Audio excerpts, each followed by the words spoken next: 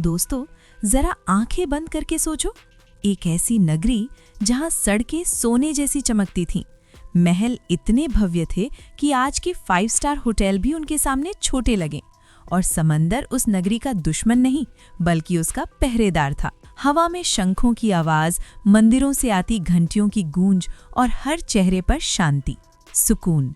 ये कोई सपना नहीं था भाई, ये थी भगवान श्री कृष्ण की नगरी द्वारिका। लेकिन एक दिन सब कुछ बदल गया।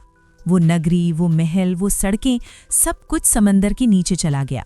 आज सवाल सिर्फ ये नहीं है कि द्वारिका डूबी, सवाल ये है कि क्या ये सिर्फ कहानी थी या फिर एक ऐसा इतिहास जिसे हमने नज़रअंदाज कर दिया। अगर आपको ऐसे रहस्यमयी और दिमाग हिला देने वाले फैक्ट वीडियो पसंद हैं तो चैनल को अभी सब्सक्राइब कर लो, क्योंकि जो आगे सुनने वाले हो वो और भी ज़्यादा चौंकाने वाला है। कृष्ण कोई आम राजा नहीं थे, वो समय को समझते थे, जानते थे कि कब क्या होने वाला है। जब मथुरा में कंस का अत्याचार अपनी हद पार कर गया, तब कृष्ण ने लड़ाई के बजाय अपने लोगों की सुरक्षा को चुना। वो अपने पूरे समाज को लेकर पश्चिम की ओर चले गए और समंदर के किनारे बसाई एक नई नगरी द्वारिका। पुराणों में लिखा है कि ये नगरी उस समय की सबसे एडवांस सिटी थी। चौड़ी सड़कें, सुनियोजित कॉलोनियाँ, पानी की बेहतरीन व्यवस्था और इतना मजबूत निर्माण कि आज का इंजीनियर भी देखकर सोच में पड़ जाए। द्वारिका कोई साधारण शहर नहीं था। कहा जाता है कि वहाँ के महल सोने, चांदी और कीमती पत्थरों से बने थे। पूरा शहर इतनी प्लानिंग के साथ बसाया गया था कि हवा, पानी और रोशनी सब कुछ संतुलन में था। आज जिसे हम स्मार्ट सिटी कहते हैं, द्वारिका शायद उससे भी कई कदम आगे थी। लेकिन अब सवाल उठता है कि अगर द्वारिका इतनी शानदार थी तो आज हमें वो दिखाई क्यों नहीं देती? आखिर ऐसा क्या हुआ कि पूरी की पूरी नगरी गायब हो गई? महाभारत की बात कृष्ण जानते थे कि उनका समय पूरा हो चुका है।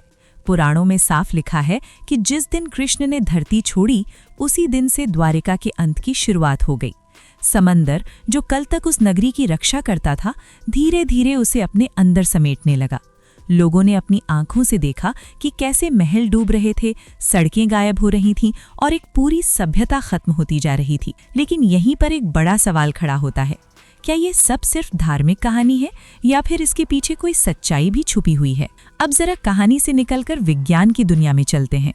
1960s के बाद जब समंदर में रिसर्च शुरू हुई तो वैज्ञानिकों को कुछ अजीब चीजें दिखाई देने लगी। भारतीय पुरातत्व सर्वेक्षण और मरीन साइंटिस्ट्स ने जब समंदर के नीचे जांच की तो वहां पत्थर की दीवारें, सीढ़ियां, लंगर जैसे स्ट्रक्चर और इंसानों द्वारा तराशे हुए पत्थर मिले। ये कोई प्राकृतिक संरचनाएं नहीं थीं। इनका आकार और बनावट साफ बता रही थी कि इन्हें किसी ने सोच समझकर बनाया था। अब जरा सोचो, अगर द्वारिका सिर्फ कहानी थी तो समंदर के नीचे ये सब क्या है? अगर ये सब प्राकृतिक है तो इतनी परफेक्ट शेप कैसे बनी? और सबसे बड़ा सवाल ये कि उस समय जब हमारे पास आज जैसी मशीनें नहीं थीं, इतनी एडवांस सिटी आखिर कैसे बनाई गई? क्या हमारे पूर्वज हमसे कहीं ज़्यादा समझदार और एडवांस थे, या फिर हमने अपनी इतिहास को ही सही से पढ़ना और समझने की कोशिश नहीं की? और यहीं पर कहानी और भी ज़्यादा गहरी हो जाती है, क्योंकि द्वारिका अकेली डूबी हुई नगरी नहीं है। दुनिया में और भी ऐसी कई जगह मिली हैं, जैसे अटलांटिस, जापान का योनागुनी मॉन्यूमेंट और मिस्र के पास डूबी हुई बस्तियां।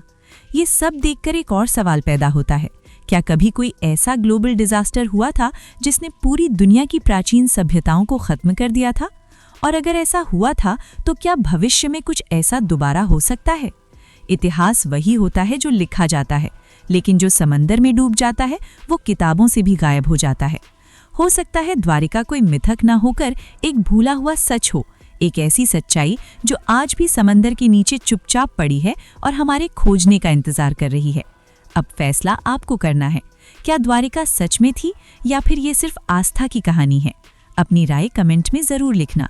और हाँ, अगर आपको ऐसे रहस्य, फैक्ट और सस्पेंस से भरे वीडियो पसंद है तो चैनल को सब्सक्राइब करना मत भूलना, क्योंकि अगला वीडियो आपको और भी गहराई में ले जाने वाला है।